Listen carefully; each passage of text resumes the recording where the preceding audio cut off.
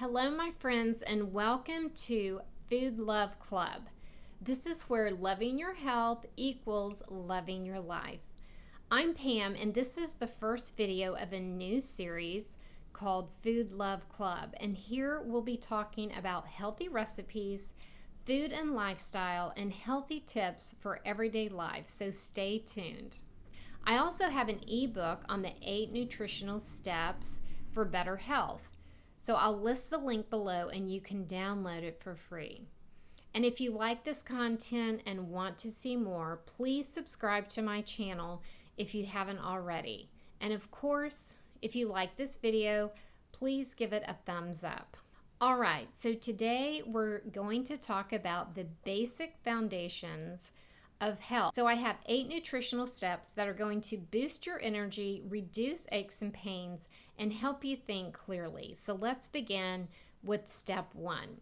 This is a biggie for most people, and that is eliminating sugar. So sugar involves so much of our American diet because there is sugar in almost everything and anything processed. It's in a lot of beverages, it's in baked goods, and even some restaurants will add sugar to their food just to make it taste better. So sugar is also a major factor in the case of inflammation, which causes aches and pains and predisposes you to dis-ease. So eating too much sugar can cause fatty liver dis-ease because sugar turns into fat. And that's another reason why you might see a very thin person who drinks a lot of alcohol, yet you see that they have a very large stomach or it extends. So in that case, the body is reacting by covering the organs with visceral fat, which is most toxic to your heart. And it's more difficult to lose visceral fat than subcutaneous fat, which is the soft jelly-like fat around the mid-torso. So second, we have eliminating processed foods and gluten. So most anything you see in a box is going to be processed, such as cereals, breads, pastries, cookies, snack bars, pastas, and white rice. So almost anything with white flour and even wheat flour is going to be processed. So processed foods aren't good for you because they don't have very much fiber in them. So the nutrients are taken away and your body will treat this like sugar. And a lot of people are also sensitive to gluten. Gluten is a binding agent that acts like glue, and it's a major culprit causing leaky gut syndrome, which causes inflammatory and autoimmune problems for people. So moving on to our third tip, which is drinking water. So you can replace sodas, sugary fruit drinks, and even sport drinks with water because those contain sugar and mostly contain high fructose corn syrup, which is a chemical. And this spikes your insulin level and creates even more inflammation. So sodas and caffeine dehydrate your body, and your body needs a lot of water to flush out the toxins. So in regards to sodas, the phosphoric acid will pull out nutrients from your bones, which is not good for your skeletal system, especially later in life. So it's been determined that most people need to drink about half of their body weight in ounces. So for example, if you weigh 150 pounds, you would divide that by 2 and get 75. So that would be 75 ounces of water that you would need to drink per day, which is a little more than a gallon.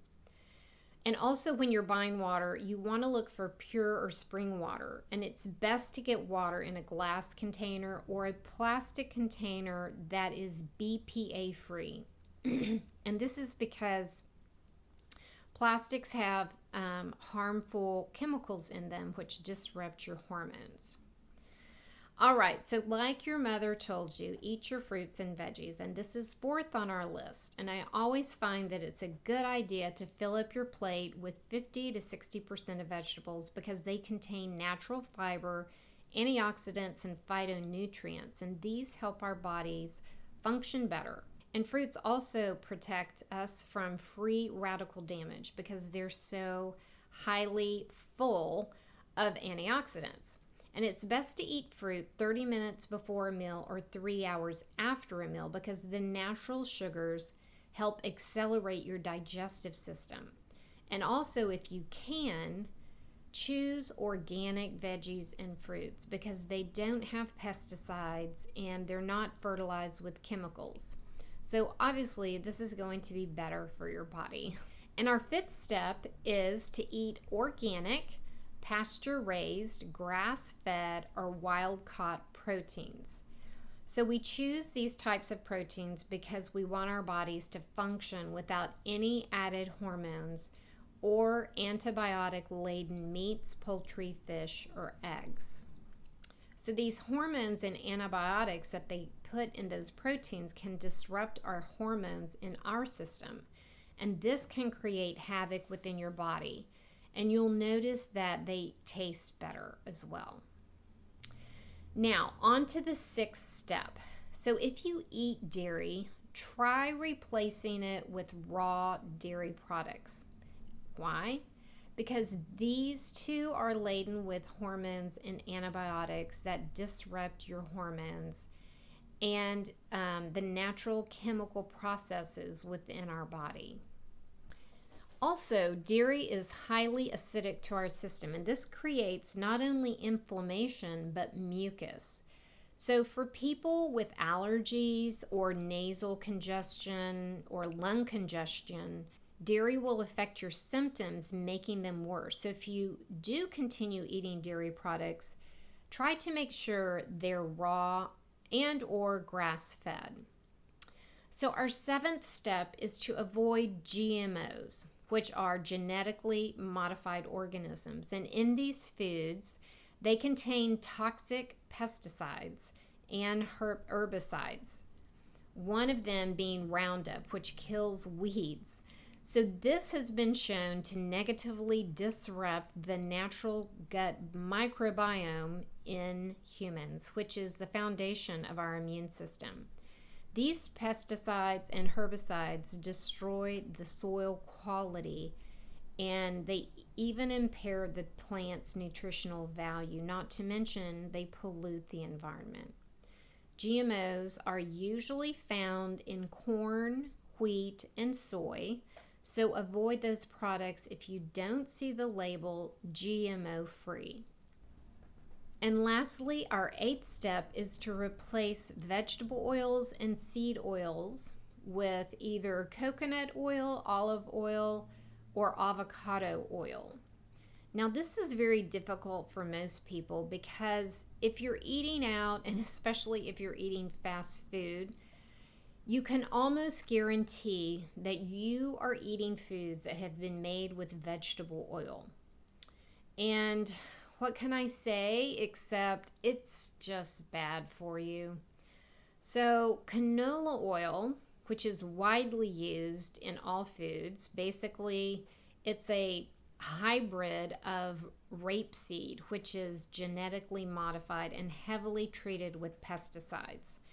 And the problem with this is that at its heated temperatures, which are very high, it oxidizes the oil and creates rancidity before you even buy the oil. So if you're already putting something rancid into your system when you pull it off the shelf at the grocery store, it's not a good idea. These vegetable oils are also produced from seeds, so you just want to avoid them. They also block your thyroid pathway and create inflammation. So anytime you see on the label polyunsaturated fatty acids, you need to steer clear of those types of oils. So what oils are good for you? Well, you can buy olive oil, coconut oil, and avocado oil. These are really good for using in salad dressings. But make sure that you find them in your grocers and the label says cold pressed. Those are the ones you want to buy. And when cooking with them. If you use olive oil at a high heat, it will become rancid. So I suggest using coconut oil if you're going to cook something at a higher heat.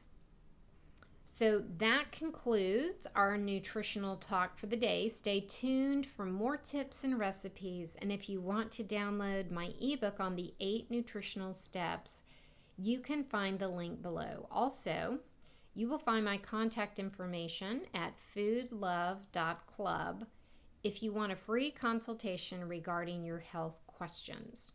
So thank you again for joining me, and I'll see you next time.